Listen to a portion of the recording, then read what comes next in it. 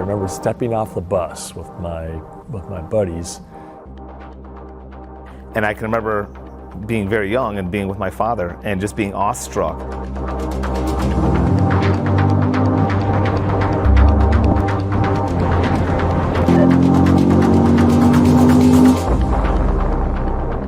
I looked around, here's this silver spaceship driving in. Among this whole sea of cars on the road, here was this thing coming down the road that just looked like nothing else. The one that sticks out in my head would have been the C4 Grand Sport. And it was a white C4 convertible. It was a C5 Corvette, bright yellow.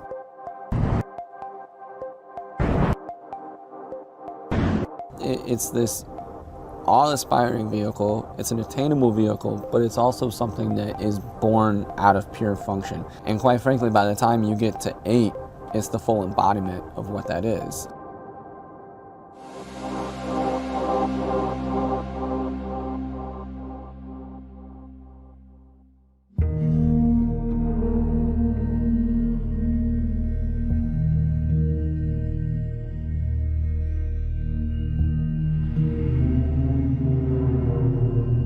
Over the course of my career, I've been involved with Corvette on one level or another, probably from my first day of becoming part of the Corvette team, all the way to the current 2020 Stingray. I became the director of design for Corvette for the 6th generation. And during the development of each of those, there were probably a few significant key design elements. Those are the heritage of Corvette. What are those elements throughout the years, whether it's proportion, surface, graphics, that you can identify and then distill down to their basic elements in a timeless way. Like, for instance, the fender shapes, the profile, the proportion really is big. We have this canopy on a lower fuselage like a jet fighter. That's probably the second element, is aircraft have been inspirational. And why is that? Because they're usually high performance, they're purpose driven, there's a singular mission for them, and it relates to Corvette beautifully.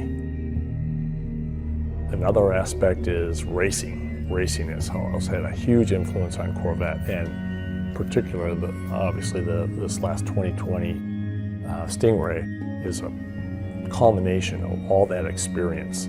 The character that you see of the car, the design, is influenced by the functional aspects of the race vehicles.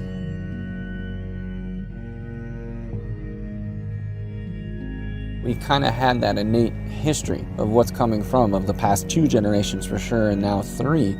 My point is that you see this level of functioning continue grow and grow, and then you get back into the racing program at the same time then, and you see that where the track starts to become the inspiration for the regular man. And I think that's always been a beautiful part about Corvette, is that we're going to the track with this, we're doing our best to win. Obviously it's a shift in where we've placed a motor, but the reality is what caused that shift was what you saw grow from 4 to 5 to 6 to 7. We peaked out where we were at, and it was time to move on. And I remember clearly Tad Schechter, the chief engineer, saying, you know, we've optimized this platform as much as we possibly can. Now it's time to go to mid-engine.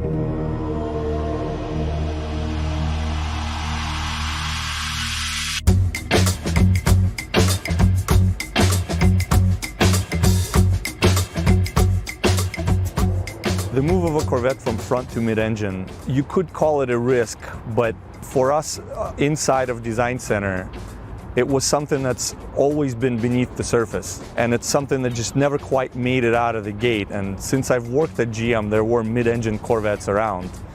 For the past 60 years, since Zora Arkus Duntov was trying to make a mid-engine Corvette, there were many, many iterations. We've always researched and experimented and developed concepts around mid-engine proportion. So it's almost like no wine before it's time, because it has been tried for years.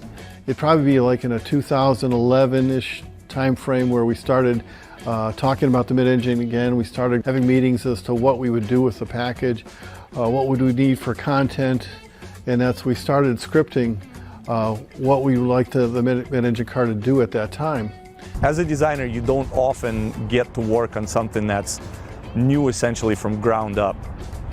And this car is new from ground up.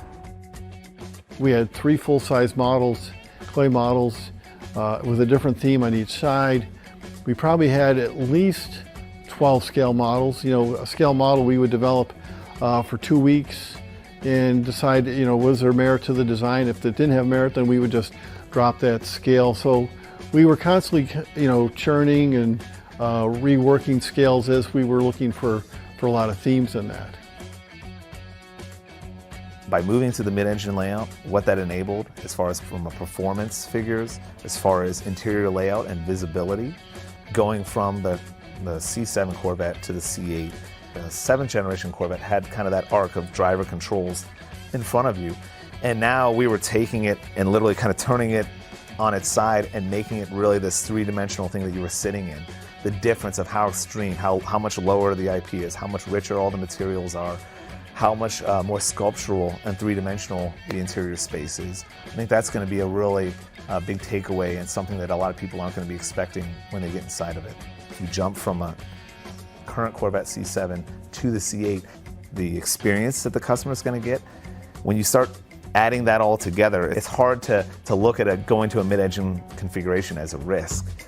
It's going to take all those things that the front engine car did and just take them to the next level.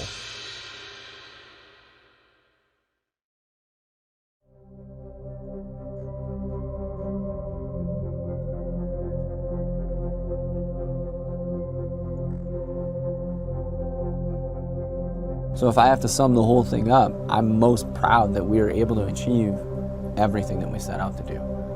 But what I actually think the greatest success was is that as you get in it and you use it, you don't really notice that you're doing something different. It feels intuitive. It feels like you're a part of the car. It feels like the right decision.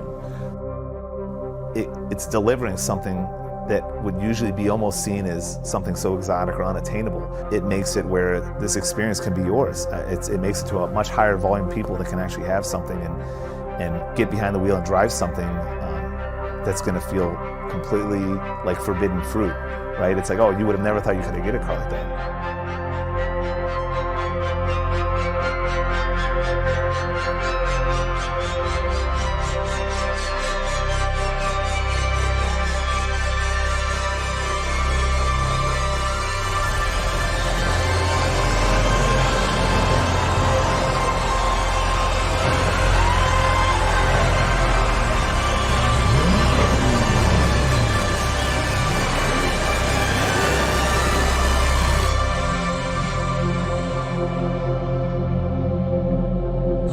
Although we all feel a sense of accomplishment for, finally, this was the right time to work on and introduce a mid-engine Corvette.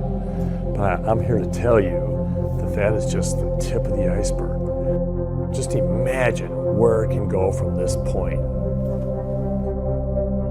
This is just the beginning.